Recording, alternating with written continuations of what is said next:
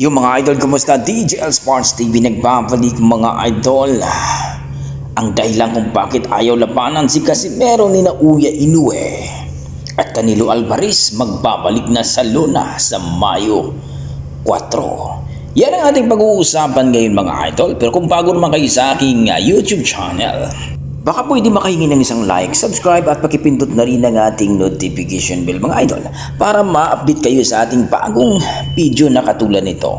Well mga idol, balitang balita na po ngayon na magbabalik na po sa Luna itong ating undisputed monster din na si Canelo Saul Alvarez ngayong Mayo 4. Ang makakalaban niya dito mga idol, baga depensahan niya ang WBO, WBC super middleweight title dito kay Jaime Munguia na kung saan mga idol nung nakaraan ay panalo sa kanyang laban.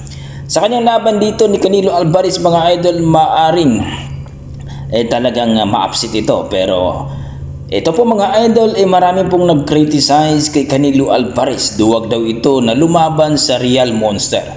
Alam naman natin na kung saan mga idol itong si David Benavides ang tinatawag na monster ng Mexico ni Mike Tyson.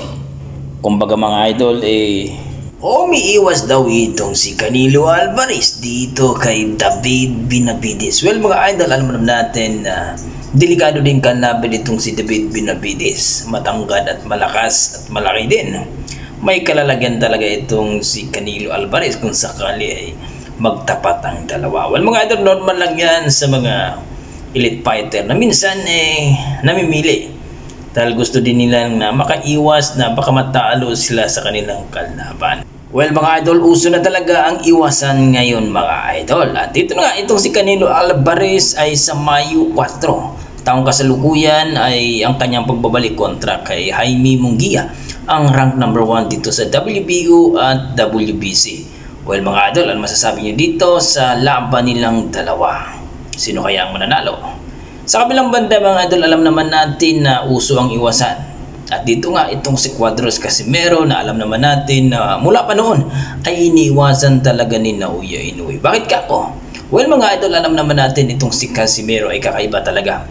Ika nga na mga eksperto at mga boxing fans si Cuadros Casimero lang daw ang special na kumbaga ito ang matinik na makalaban ni Uya Inoue. Kaya iniiwasan mula sa bantamweight division noong may belt pa itong si Casimero sa WBO at nakatakda na ng kanilang laban sa taong 2020 ay hindi po tumuloy itong si Uya Inoue. Alam nila mga idol ng kampo ni Uya Inoue na delikado kalaban si Casimero.